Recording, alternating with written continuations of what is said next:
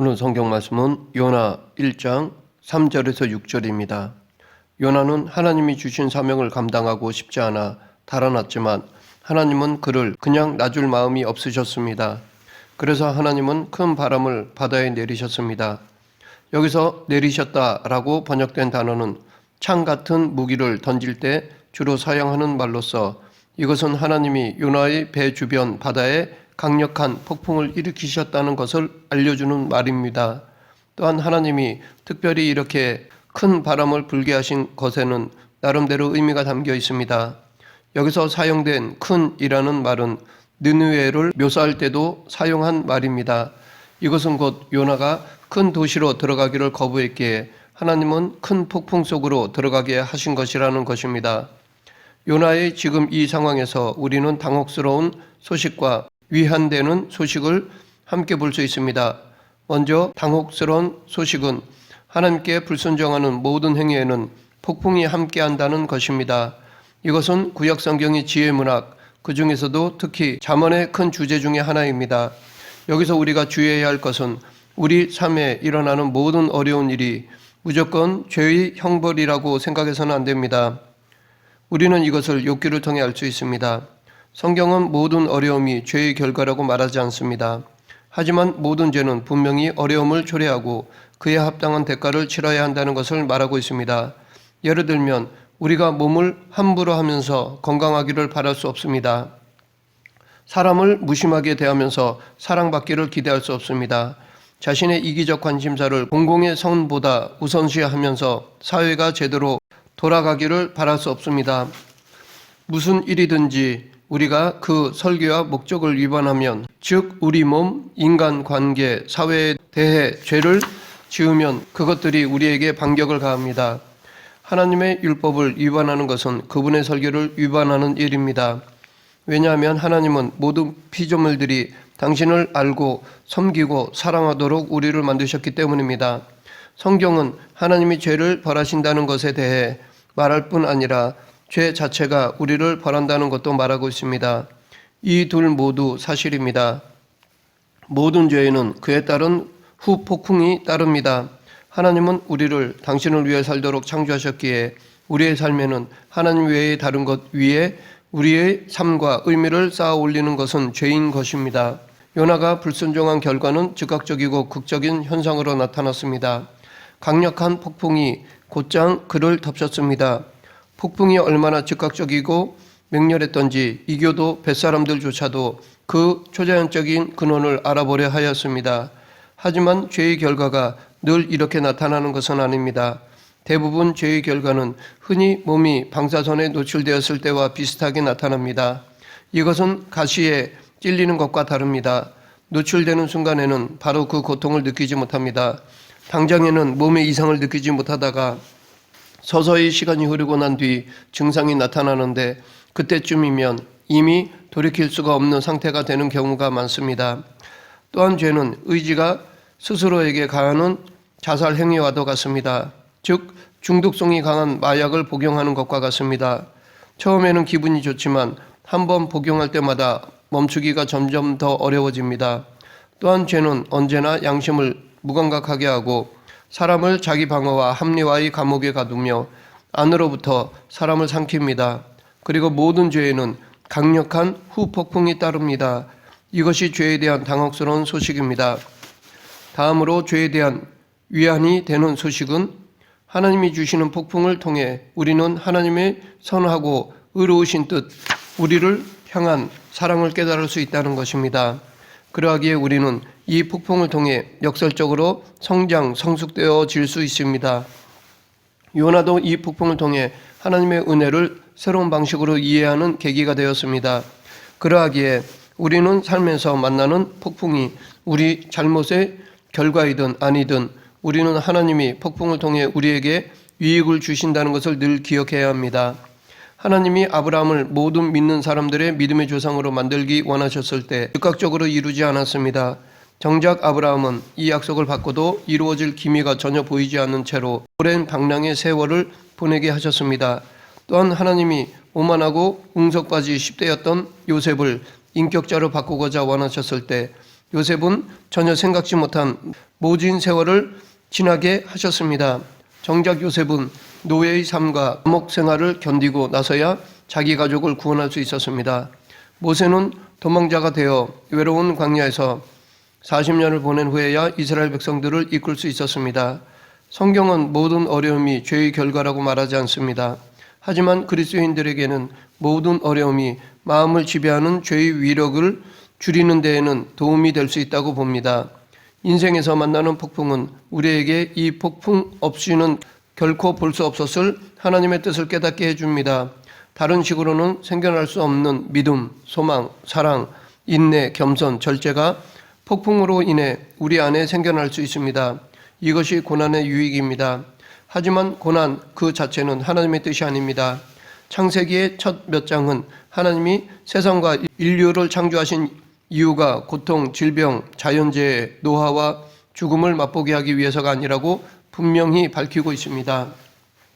물론 우리는 지금 당장 우리 앞에 닥친 큰 시련과 고난에서 하나님의 사랑이 담긴 지혜로운 목적을 깨닫기는 쉽지 않습니다. 당장 내 앞에 닥친 문제로 인해 고통스럽고 힘들 뿐입니다.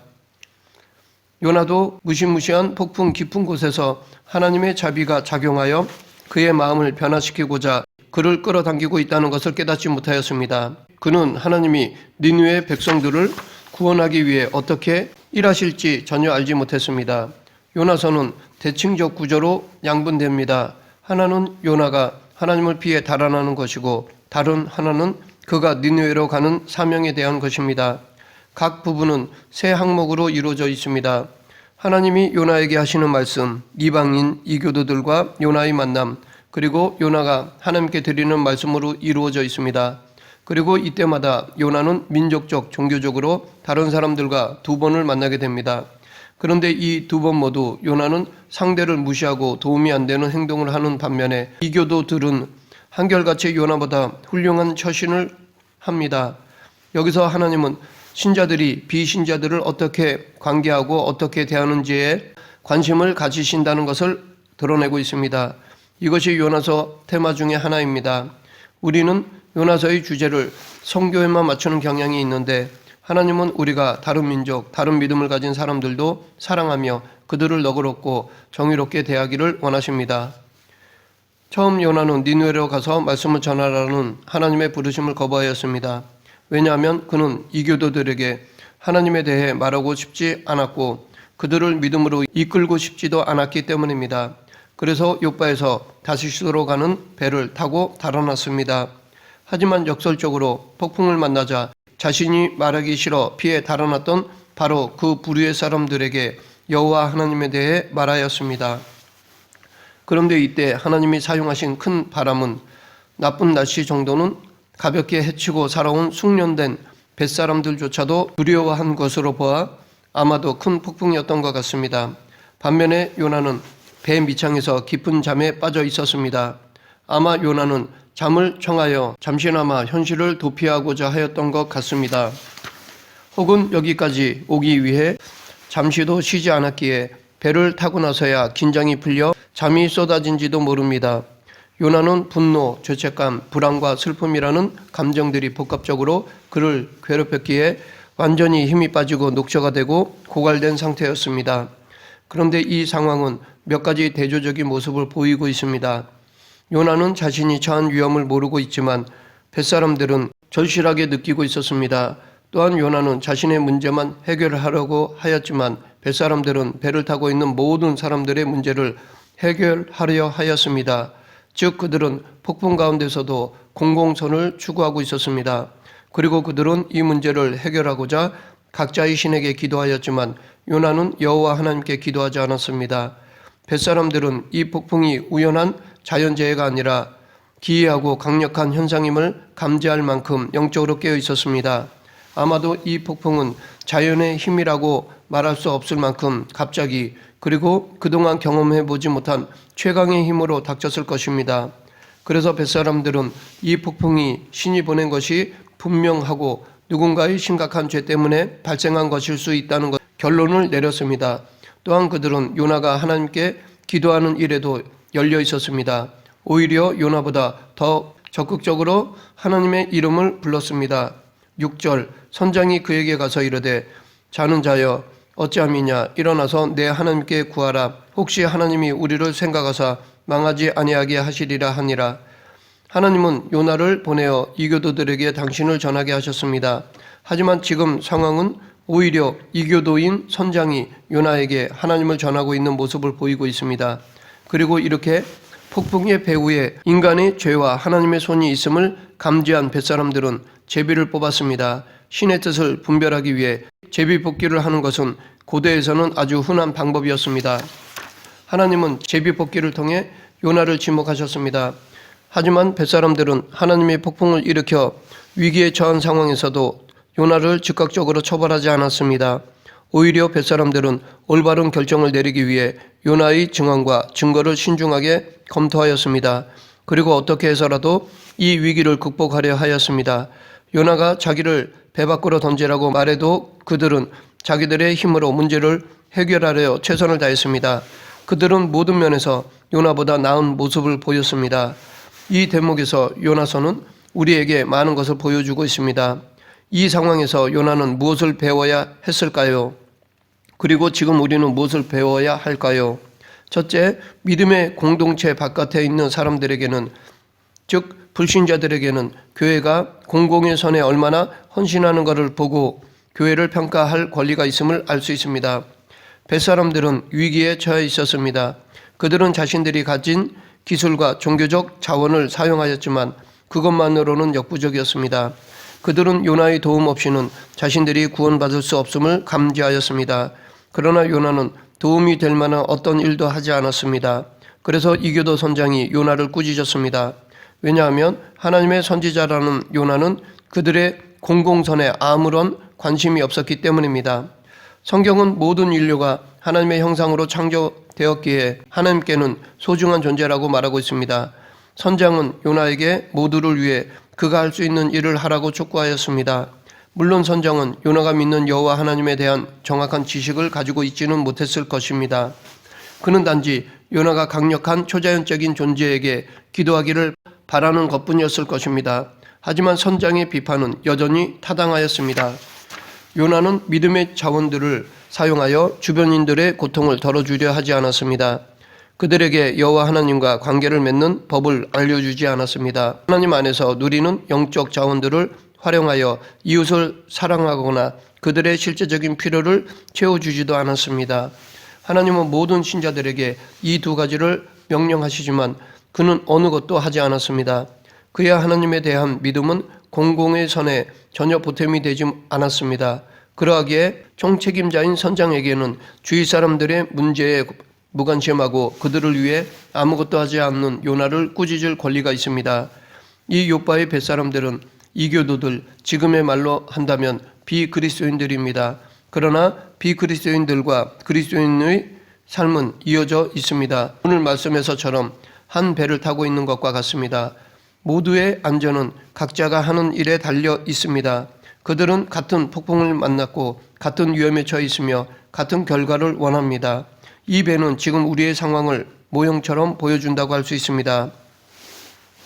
둘째, 여기서 우리는 하나님이 믿지 않는 자들에게 주신 지혜를 신자들이 존중하고 그로부터 배워야 한다는 것을 알 수 있습니다. 우리는 이 이교도 뱃사람들에게서 일반 은총이 무엇인지를 찾아볼 수 있습니다. 요나는 소위 특별 은총의 수혜자였습니다. 즉 그는 인간의 이성이나 지혜가 아무리 대단하다 해도 그것만으로는 얻을 수 없는 하나님의 뜻에 대한 계시, 곧 하나님의 말씀을 받은 사람이었습니다. 요나는 여호와 하나님을 따르는 사람이었습니다. 그런데 이 사건에서 소망, 정의, 고결함을 갖춘 쪽은 요나가 아니라 오히려 이교도인 선장과 뱃사람들이었습니다. 뱃사람들은 무고하게 피해를 보면서도 부당하다고 외치지 않았습니다. 자신들이 초래하지 않은 위험한 상황에 처하고도 모두의 유익을 위해 문제를 해결하려 했습니다.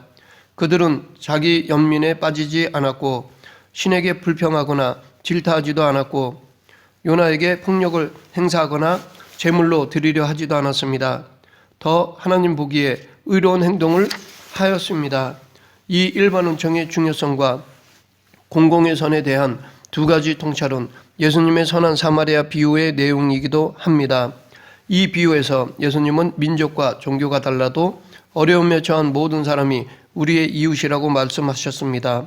그리고 이웃을 사랑하는 것은 감정을 통해서만이 아니라 그들의 물질적, 경제적 필요를 채워주기 위한 희생적이고 실제적인 행동을 통해 이루어진다는 것도 보여주셨습니다. 그러나 요나는 예수님이 말씀하신 선한 사마리아인과는 정반대의 행동을 하였습니다.